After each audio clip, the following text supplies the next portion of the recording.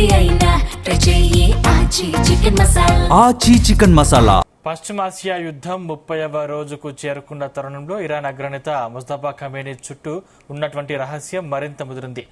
గత కొన్ని రోజులుగా ఆయన బహిరంగంగా కనిపించకపోవడంతో ఆయన ప్రాణాలతో ఉన్నారా లేదా అనే సందేహాలు వ్యక్తమవుతున్నాయి. అమెరికా అధ్యక్షుడు డొనాల్డ్ ట్రంప్ ఇటీవల మాట్లాడుతూ ముస్తఫా ఖమేనీ పరిస్థితిపై అనుమానం వ్యక్తం చేశారు. ఆయన బహుశా మరణించి ఉండవచ్చు లేదా చాలా దారుణమైన స్థితిలో ఉండి ఉండవచ్చు, ఎందుకంటే ఎవరూ ఆయన్ను చూడలేదు, ఆయన నుంచి ఎలాంటి మాటలు రావడం లేదు అని ట్రంప్ వ్యాఖ్యానించారు. అంతేకాదు ఇరాన్ నాయకత్వం పూర్తిగా చిన్నాభిన్నమైందని ట్రంప్ పేర్కొన్నారు. ఇదే అంశం సంబంధించిన మరిన్ని డీటెయిల్స్ మా చీఫ్ న్యూస్ కోఆర్డినేటర్ రాధాకృష్ణ అందిస్తారు. రాధాకృష్ణ. గుడ్ మార్నింగ్ సతీ. పశ్చిమాసియాలో మొత్తంగా ఉద్రిక్త పరిస్థితులు ఇప్పటికి కూడా తగ్గడం లేదు. దాడులు కొనసాగుతా ఉన్నాయి. ఇరాన్ ఇజ్రాయెల్ మధ్య భీకరంగా యుద్ధం కొనసాగుతా ఉంది. సో మొత్తానికి ఇరాన్ ఇజ్రాయెల్ మధ్య యుద్ధానికి నెల రోజులు అవుతుంది. ఈ నెల రోజులకు సంబంధించినటువంటి పరిస్థితులు మన ప్రపంచ వ్యాప్తంగా ఇలాంటి పరిస్థితులు ఉత్పన్నమయ్యారో మనం అందరం గమనిస్తున్నాం. అయితే తాజాగా మరొకసారి ఇప్పుడు ఎవరైతే ఇరాన్ సుప్రీం గా ఉన్నారో ముస్తఫా ఖమేనీ గురించి మరొకసారి తెరపైకి రావడం చర్చనీయాంశంగా మారింది గత కొద్ది రోజులుగా. ఎందుకంటే ఎప్పుడైతే అయతుల్లా ఖమేనీ ఇరాన్ సుప్రీం గా ఉన్నటువంటి అయతుల్లా ఖమేనీ ఫిబ్రవరి 28 అమెరికా ఇజ్రాయెల్ జరిపిన దాడుల్లో ఖమేనీతో పాటు అయతుల్లా ఖమేనీతో పాటు కీలకమైనటువంటి 48 మంది మృతి చెందారు.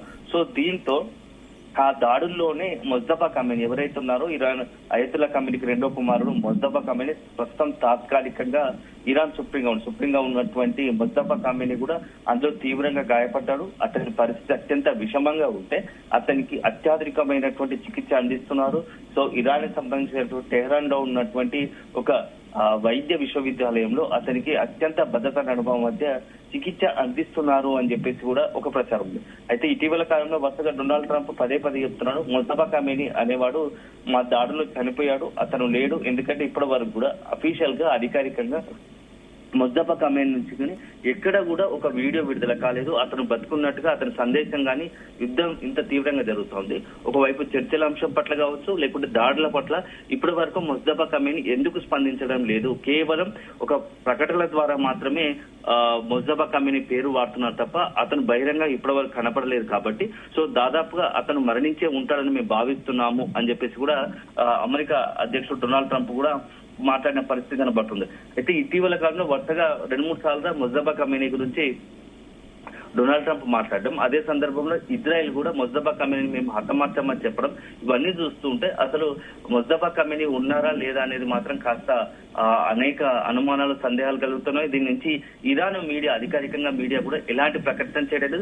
కేవలం ఒక పత్రికా ప్రకటనతో లాంటిది విడుదల చేసి మాత్రమే సందేశం విడుదల చేసి ముస్తఫా ఖమేనీ పేరుతో విడుదల చేయడం తప్ప కూడా అనేక అనుమానాలు కలుగుతా ఉన్నాయి. సో ఇప్పుడు తాజా కూడా ఇరాన్ ప్రభుత్వం మీడియా తాజాగా ముస్తఫా ఖమేనీ పేరుతో ఒక మళ్ళీ ఒక సందేశాన్ని పంపింది.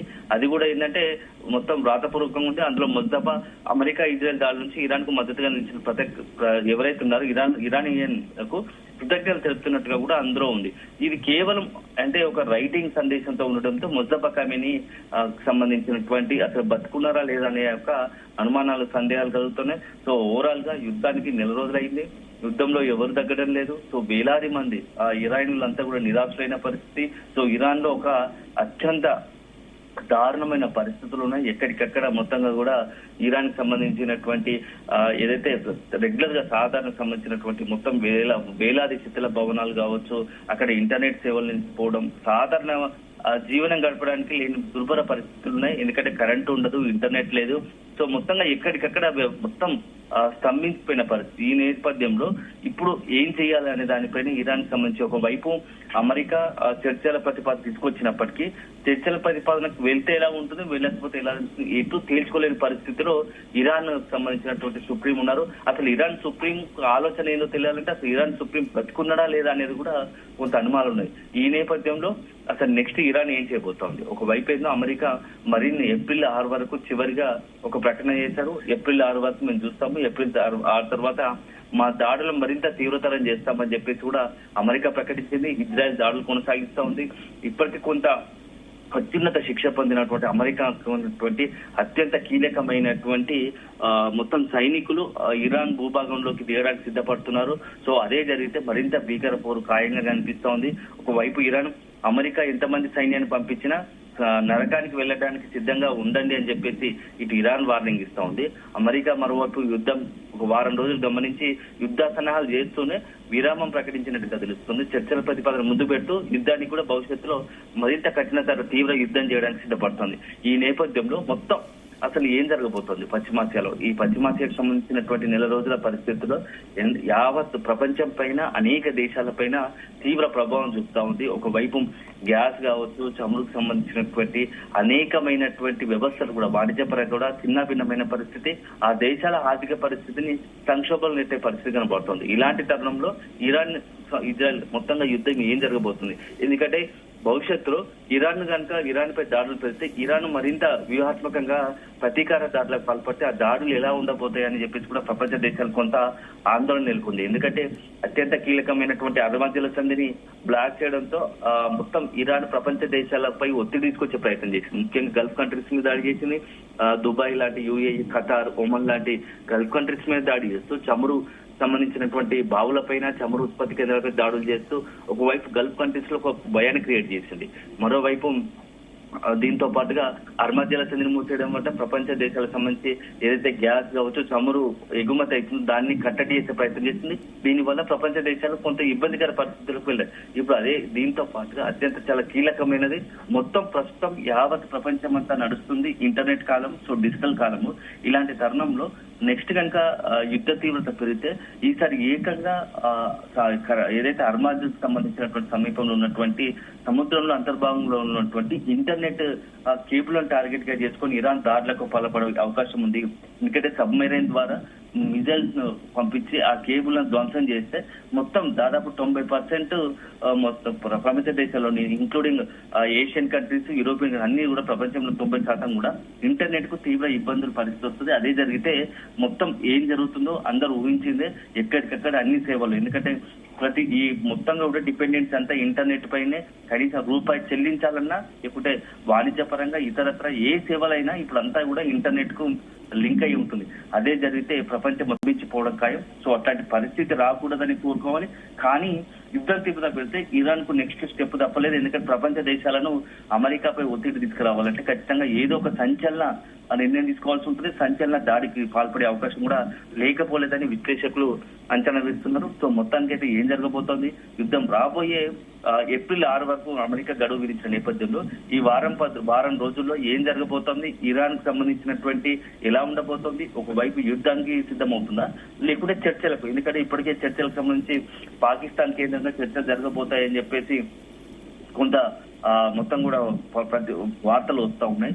ఒకవైపు అమెరికా ఒత్తిడి బిగిస్తాం చర్చల కోసం, ఇరాన్ కూడా కొంత అటు సందేహంగా డైలమాలు చర్చలకు వెళ్లాలా లేదా, చర్చల్లో ఏ ప్రతిపాదన ఉన్నాయి. అయితే చర్చలకు వెళ్లాల క్రమంలో కూడా ఇరాన్ కొన్ని షరతులు పెట్టింది.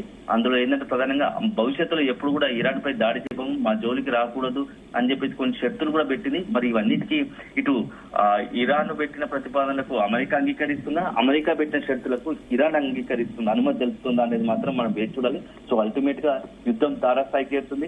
రాబోయే 10 రోజులు మొత్తంగా కూడా మొత్తం ఇరాన్ ఇజ్రాయెల్ భవిష్యత్తుకే కాదు ప్రపంచానికే ఒక అత్యంత కీలకమైన, అత్యంత చాలా ఇంపార్టెంట్ గా మారుతున్నాయి. సో ఆ తర్వాతే ప్రపంచానికి సంబంధించిన అన్ని దేశాలకు సంబంధించినట్టే ఈ యుద్ధ ప్రభావం ఎలా ఉండబోతుంది అనేది మాత్రం రాబోయే రోజుల్లో ఖచ్చితంగా ఒక సంచలనంగా మారే అవకాశం కనబడుతూ ఉంది.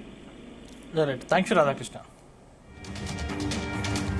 అయితే ట్రంప్ వ్యాఖ్యలు చేసిన రోజుల వ్యవధిలో ఇరాన్ ప్రభుత్వ మీడియా తాజాగా ముస్తఫా ఖమేనీ పేరుతో ఒక వ్రాతపూర్వక సందేశాన్ని విడుదల చేసింది.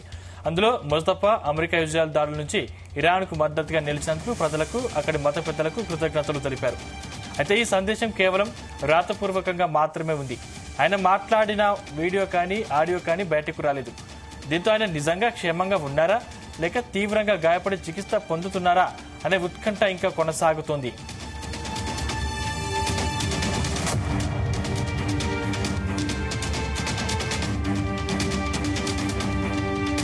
శత్రు దేశపు విభిన్న రంగాలకు ధ్వంసం చేయాలని ఇజ్రాయెల్ వ్యూహరచన చేస్తుంది. ఆర్థికంగా దెబ్బతీసే కంటే నిత్యావసరాలను తీరుస్తూ దాహాన్ని తీర్చే ఇరాన్ జలవనరుల్ని ధ్వంసం చేసింది. పశ్చిమాసియాలో ఉద్రిక్తతలు పరాకాష్ఠకు చేరుతున్నాయి. ఇరాన్లోని కీలకమైన ఖుమాన్ హెవీ వాటర్ ప్లాంట్పై ఇజ్రాయెల్ నిర్వహించినటువంటి వైమానిక దాడులు ఆ దేశ అణు కార్యక్రమాన్ని కోలుకోలేని దెబ్బతీశాయి.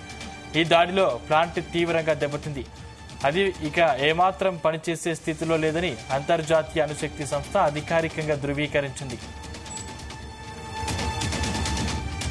ఇజ్రాయెల్ క్షిపణి దాడుల కారణంగా ప్లాంట్లోని ప్రధాన మౌలిక సదుపాయాలు ధ్వంసమయ్యాయి. దీనివల్ల భారీ నీటి ఉత్పత్తి పూర్తిగా నిలిచిపోయింది. తాజాగా విడుదలైన IAEA నివేదిక ప్రకారం ప్లాంట్ పునరుద్ధరణకు చాలా సమయం, భారీ వ్యయం అవసరమవుతుంది. ప్రస్తుతానికి ఇది పనిచేయని స్థితిలో ఉందని IAEA నివేదిక వెల్లడించింది. ఇరాన్ అణుబాంబు తయారీకి అవసరమైన ప్లూటోనియం ఉత్పత్తి సామర్థ్యాన్ని అడ్డుకోవడం లక్ష్యంగా ఇజ్రాయెల్ ఈ ప్లాంట్ను ఎంచుకున్నట్లు విశ్లేషకులు భావిస్తున్నారు.